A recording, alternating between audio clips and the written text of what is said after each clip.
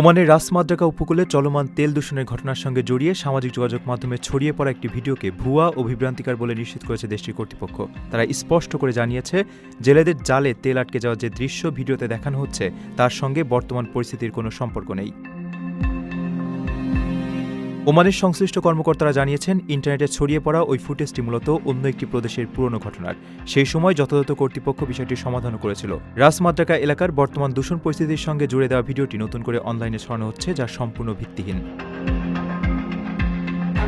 এই অবস্থায় সাধারণ মানুষকে সতর্ক থাকার পরামর্শ দিয়েছে ওমান সরকার। কোনো ধরনের গুজব, যাচাইহীন তথ্য বা বিভ্রান্তিকর কোনো কিছু শেয়ার করা থেকে বিরত থাকতে বলা হয়েছে। সঠিক তথ্যের জন্য সবাইকে কেবল বিশ্বাসযোগ্য ও সরকারি মাধ্যমগুলোর উপর নির্ভর করার আহ্বান জানিয়েছে কর্তৃপক্ষ। প্রবাসীর সিটিতে চলছে বহুল আলোচিত ফ্রি ফ্ল্যাট অফার, অর্থাৎ আপনি যে টাকা দিয়ে এখন ফ্ল্যাট কিনবেন, 5 বছর পর সেই সম্পূর্ণ টাকা ফেরত পাবেন, আর সেই সাথে পাচ্ছেন একটি ফ্ল্যাট একদম ফ্রি।